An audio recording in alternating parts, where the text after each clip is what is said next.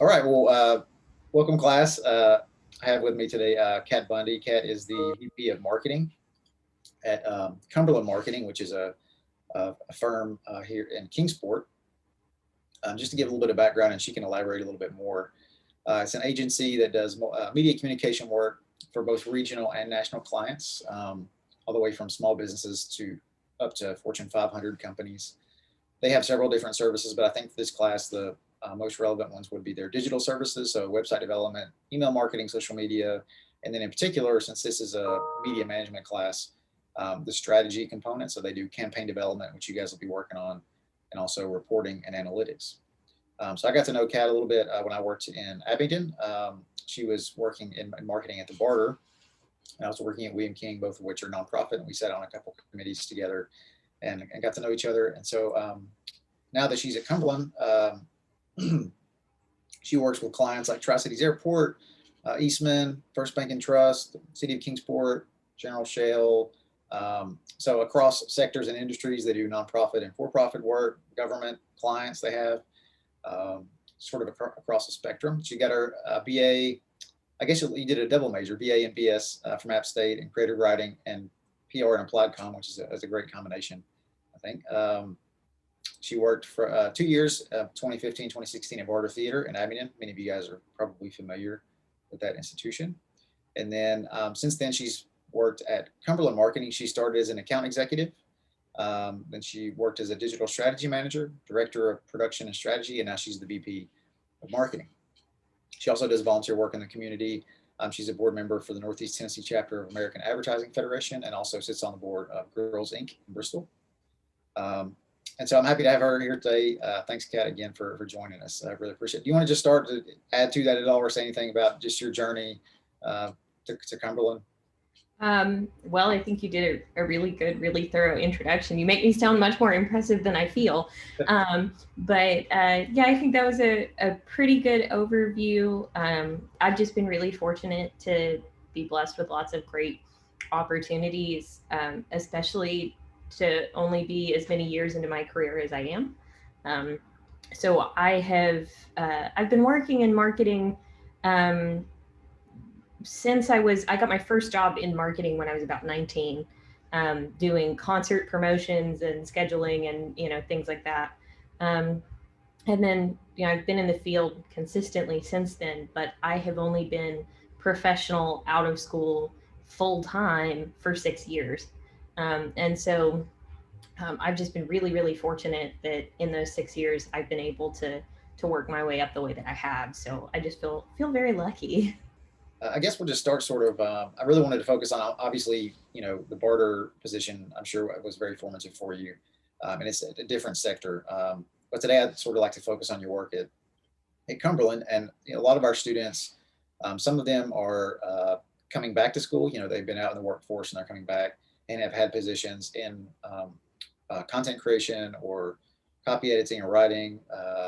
Some of them may have worked in management positions, but I think probably the impetus for many of them coming back to get a master's degree is so they can then re-enter the workforce, or maybe they're still in the workforce and then jump up to a management position. So, could you talk a little bit about your journey from?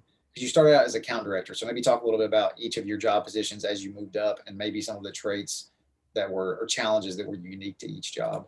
Sure. So when I first came to Cumberland, I was an account executive, and the goal of that position was to find new clients, onboard them, and then manage the accounts. Um, and so it was part sales, part account management, which a lot of account executive positions tend to be kind of half and half. A lot of other ones are exclusively one or the other. Mine was a little bit of both. And that sales avenue is really what enabled me to find opportunities for growth within the company, because I was able to go out and solicit and retain clients that I wanted to work with, but also clients that enabled the agency to grow. And really, what allowed me to start to move up and take different responsibilities in the company was I went out and I sold enough that there was too much for me to manage. I couldn't go out and sell anymore because I had to stay in-house and manage the accounts. So that's when I started being able to make kind of a little bit of a bridge between account management and production management. And so from there, it just kind of grew and grew. And the skill set that I had coming into the agency was more curtailed to content creation, copywriting, the digital side of things, media strategy, both paid and earned.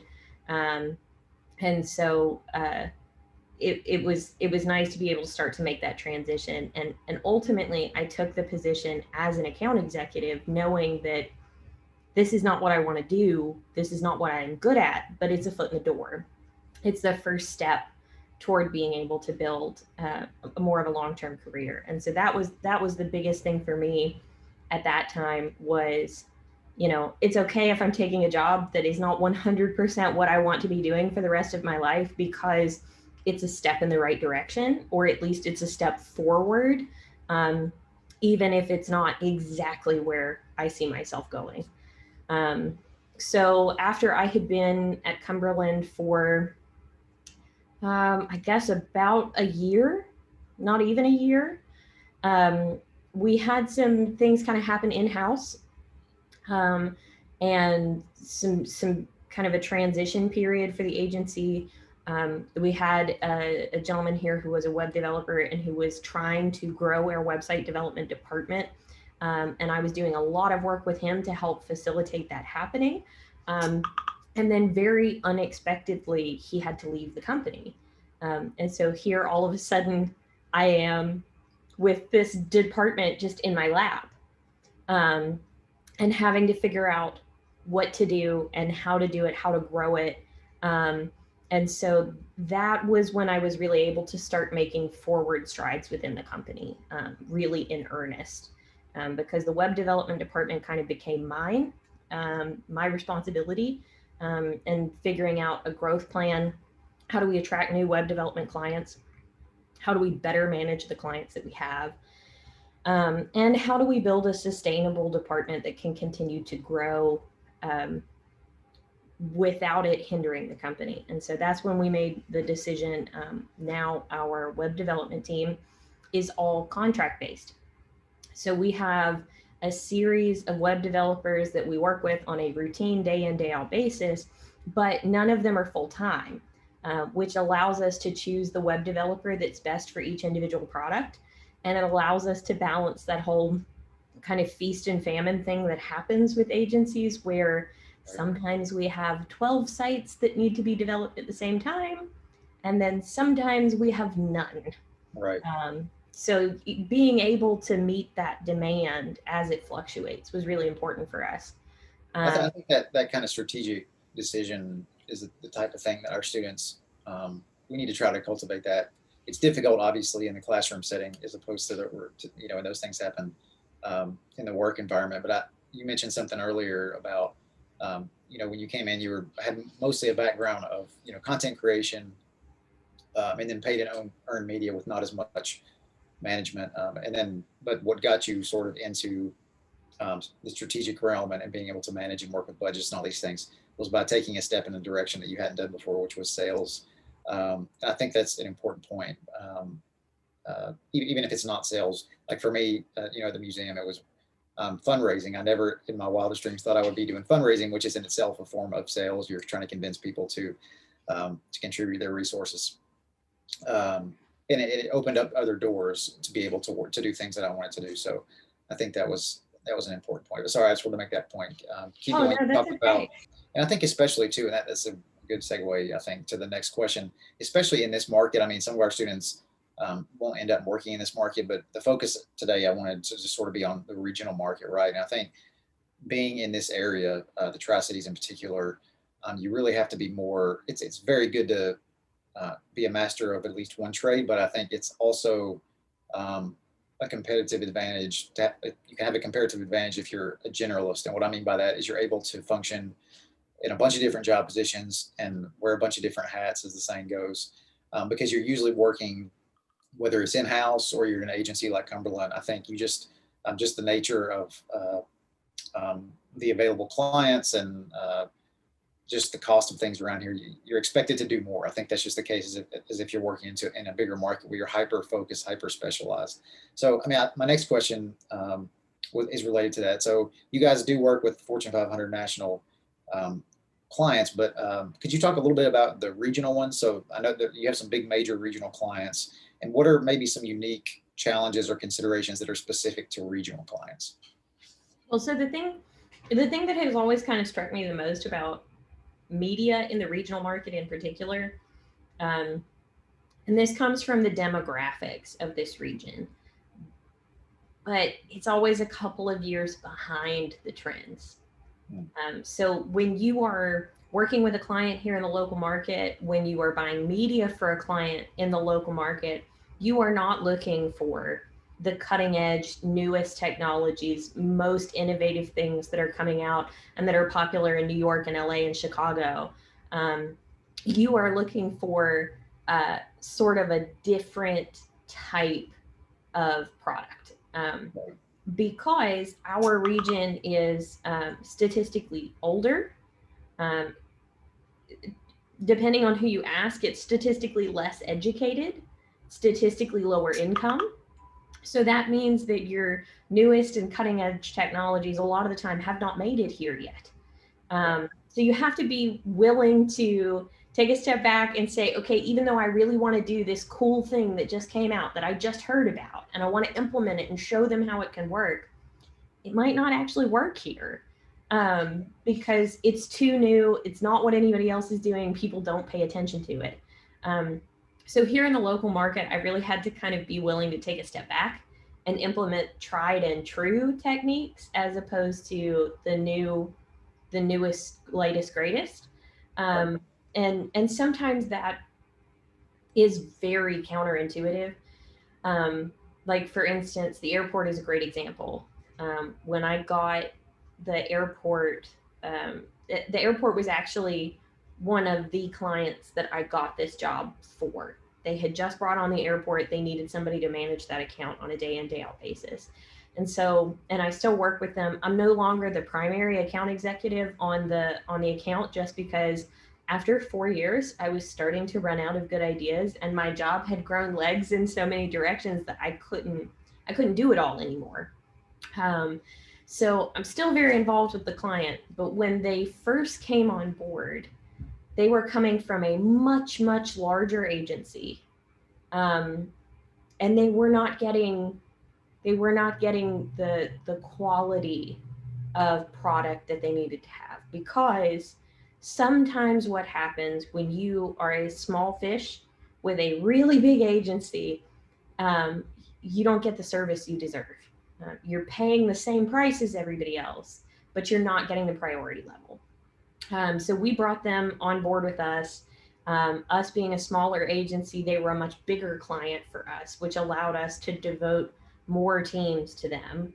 And when we started digging into their media strategy in particular, I almost had a fit because I'm going, why are they paying for commercials that are running at 2 and 3 in the morning? Yeah. And what it was is just they weren't getting the attention they deserved. And at that time, Try was not running basically any digital advertising. They were running a lot of billboards. They were running a lot of network advertising. They weren't even doing cable advertising, which was very counterintuitive to the size of the budget they had. So what we did when we brought them in house is we reallocated the entire budget. We took what was their TV budget for network TV, and we split it between cable TV and some of their first really aggressive digital advertising expenditures. Because for some of your students who might not know what pricing looks like in our market here, network TV commercials, you know, your CBS affiliates, ABC affiliates, you're going to pay usually, well, depending on the quarter, the airtime, the day of the week, etc. You might pay anywhere from $75 to $800 per commercial airing. Right. You buy cable, I can get them for $2 and $7 and $5 a spot. So you Yeah, can take small budget, make it go a lot further. You sure. can put it on more relevant channels. Like we bought the travel channel, we bought HGTV, we bought TBS, Yeah, um, which makes more sense for sure. them and for their goals. Um, so that hurts a little bit as a digital person to sit down and buy cable because you're looking at it and you're going, I can't get any analytics on this. Yeah, I can't get any numbers to prove it's working. I can't prove ROI on a cable spend or on a billboard buy. But at the end of the day, in this market for that size client, it's what makes sense. right. So Yeah, I you think have to be willing to let go of some of that. yeah, I think what you said about the demographics, especially this area, every market is unique, and having an out of market agency come in, well, there probably are certain situations where um, that's appropriate. Just in general with local and regional clients, I think you know beyond the fact of beyond just uh, um, providing work for local agencies like Cumberland Marketing who do amazing work. I mean, just to be able to speak the language of the region, right? I mean, um, there have been so many instances I remember in the past where they've hired agencies to come in and do these big consulting projects and all these different things, and I think they just kind of fall flat, or they have in some cases. Um, Well, and that's very true because so I lived out of the area for several. I grew up in Southwest Virginia, like deep Southwest Virginia. Um, then I moved away for several years. I lived in Richmond. I lived in North Carolina, and then I came back here. And the joke that I always told people from out of the area about being here is that somewhere around Blacksburg, slightly south of Blacksburg, there's an invisible wall. And when you drive through it, you're actually transported back in time about 20 years yeah, in regard to all kinds of things, in regard to the way business is done, the way that media performs, the way that the demographics are, even the way that some of the social trends are. So I mean it really is the truth. Like you have to be willing to ingrain yourself to whatever region you are working in sure. and not try to fit them into somebody else's mold. Yeah, I think it's impossible to sort of um, map the same type of budget model for big clients and bigger markets over to here, because you mentioned different channels and even digital channels. It would be ridiculous. Like, for example, at the end of this class, we'll probably in the past, I've had students do sort of fictional campaigns for any company or nonprofit they wanted, but this time I'm thinking about them actually um, doing campaigns for regional nonprofits. And so, like in those particular circumstances, it's probably not going to be a good idea for them to do a budget spend on TikTok, because I mean, most of the nonprofits around here, it's just not their target audience. And I come from a background, at least my academic training, which is rhetoric, right, which is always concerned about the audience. And I think that's really important. And we think about it, and I mean, as I said, most of our students do content creation. And so they're always thinking about when they're making videos or writing a press release or doing photography or writing an article or whatever, you're thinking about your audience. But I think that translates to media management as well and spending money in different places. You have to think about, where people are accessing their content. And sometimes you have to make those sacrifices and maybe lagging market, so you don't have the metrics, as you said, to sort of garner those insights. But at the same time, if it's effective, I mean, we found at the museum that when we spent money on billboards, that our exhibits were always better attended. We would stick billboards out in Southwest Virginia and have folks come in, from, as you said, deep Southwest Virginia, and we would say, "How did you find out about our little old art exhibit in Abingdon?" And they would say, "Well, we saw a billboard out in Russell County." And throwing up a Snapchat video or something like that would definitely not have been effective. So, I mean, that's a very sort of obvious example, but I think it applies across context. Well, and I'll even give you a little bit more uh, granular as far as social media is concerned. Around here, you know, big markets, Facebook is slowly dying in some ways. The audience for Facebook is getting older and older. They're getting less engaged. Everybody thinks that Facebook is being filled with ads, all those things. In big markets, Instagram and TikTok are trending. Um, Here, it's still Facebook.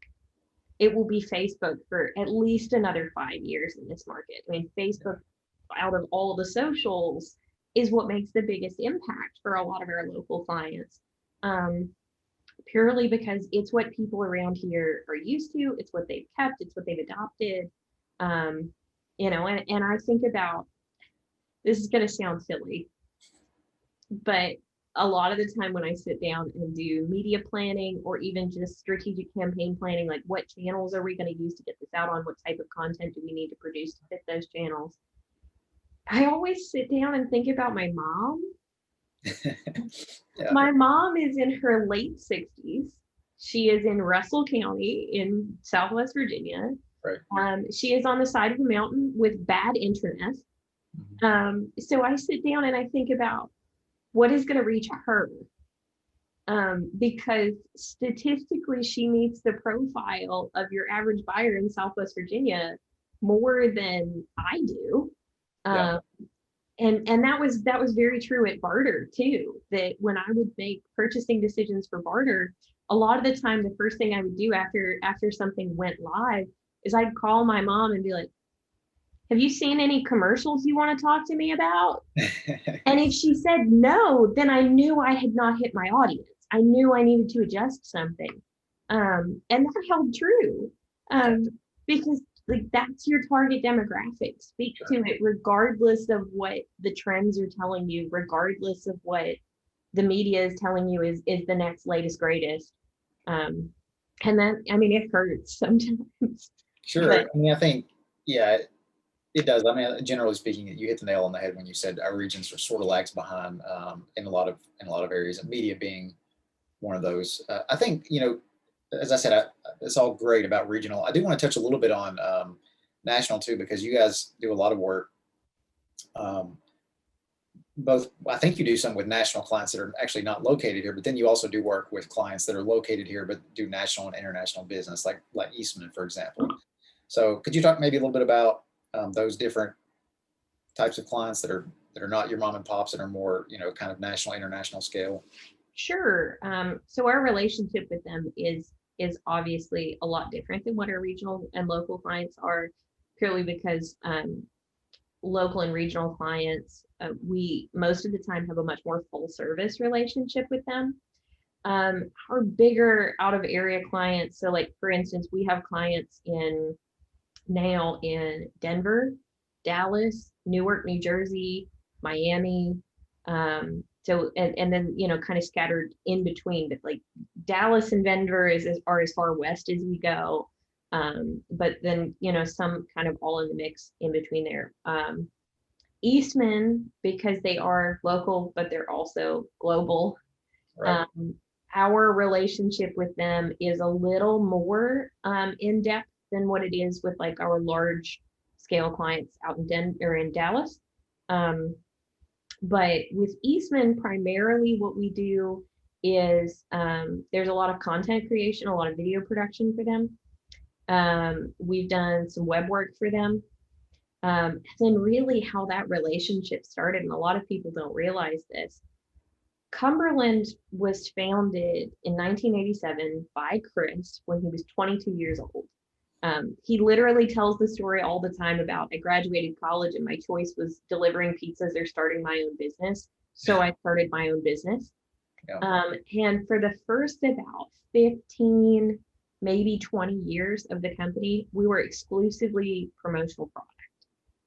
So apparel, I'm rocking my CM swag right now. Like we still do it. We still do lots of apparel, lots of custom products. But that product relationship, Eastman was one of Chris's very first clients. So the gift shop at Eastman is actually a part of Cumberland Marketing. We own all the stock that's in the store. We hire and manage the employee team over there. It is effectively just a satellite location of Cumberland Marketing. And he got that relationship with them started like 30 years ago. And from that, he slowly grew the rest of what we do for them. So they're kind of a unique situation. I definitely wouldn't say that we have that type of history or that type of relationship with anyone else. Sure. And with Eastman, we actually have not just the gift shop employees, but we have several employees that are Cumberland marketing hired and paid employees who are embedded in Eastman and who work in Eastman every day. And they just, technically are employees of Cumberland. So for, I mean, obviously Eastman also has their own in-house marketing team, and they have, so I'm sure it's unique. I mean, it isn't in many situations. There's even if big companies have in-house teams, they'll also have external agencies that they work with. So when you're sitting down to work with them, how does that client relationship play out in real time in terms of purchasing decisions, and where to spend, actual campaigns? So do they give you a budget and say that we would like you to, or do they give you, okay, here's XYZ number of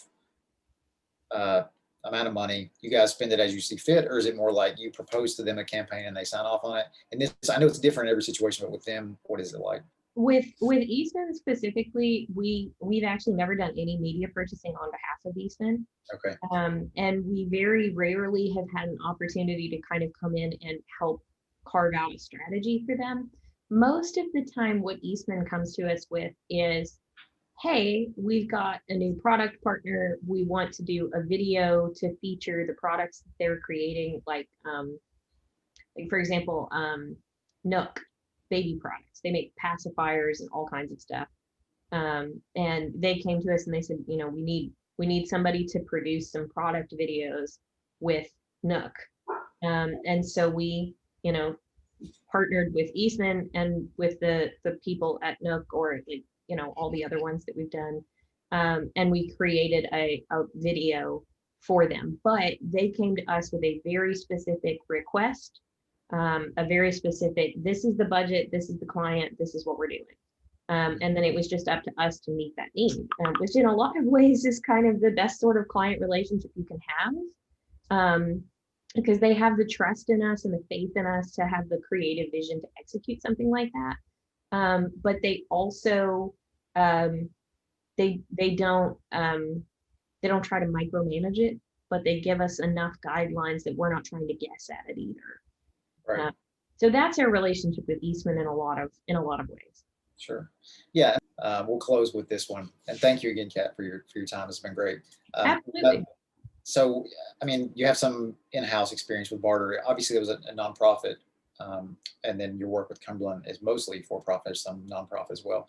But what would you say to students who are considering those two routes? So either in-house or working for agency. What are the sort of benefits or challenges or unique things that you like in either one, and when they're making that consideration? Honestly, I would tell anybody and everybody who can to work in both. It's going to make you a more well-rounded marketer. It's going to make you a more well-rounded person. I could not do what I do at the level that I do if it were not for having that nonprofit experience. Nonprofit, more than anything, teaches you compassion, getting behind a mission. And the most important skill that any nonprofit will teach you is how to take $1 and turn it into $5. Because you are working with very tiny budgets, or sometimes no budget at all, and you're having to go out and beg and borrow media placements from people or create partnerships. And that is such a valuable experience to have. Nonprofit is not for everyone. Like if you've got, a family and kids, like nonprofit's probably not for you. Nonprofit is something good to do when you are young, and it is okay if you are broke. Because most nonprofits, you're not taking home big bucks. Yeah. But the experience is invaluable. Yeah. In-house versus agency, I also think that if you can get experience in a little bit of both, they teach you so much about each other. Understanding the in-house side of how things work helps me make good decisions for clients because I understand their side of the coin. I really think that that makes me better at what I do for every client that we have. Um, but it is also much more, I never get bored at an agency. When you're Yeah. working in-house and you've got one client and that is the client and that is the job, it can get a little repetitive. Yeah. When you're working in an agency, literally every single day is an adventure. You never know what it's going to be. Right. Um, so I think having a balance of both is really important, but it also depends on what you are looking for. If you are looking to make a lot of money in marketing, do not even try applying for a nonprofit. Right. Um, I think I kind of liken it to it's kind of a rough analogy, like journalism and PR, right? It's the same skill set, but if you're doing PR, you're working in-house, and you're doing journalism, you're sort of covering multiple different, if you call clients. As I said, it's a rough analogy, but I think yeah. it's kind of an apt comparison. And it's also very similar in the sense, kind of opposite though, like agency people typically make more money than in-house nonprofit people. Right. Journalists who are in career are more alike to agency That's people. right. Yeah. They are making next to no money while in-house PR people are making pretty decent money. So it just depends on what you're really looking for out of life, out of a career. Sit down, take the time to put together what is my vision for where I want to be.